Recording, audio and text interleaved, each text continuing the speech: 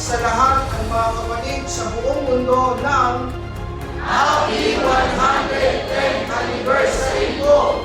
Purihin ang Diyos!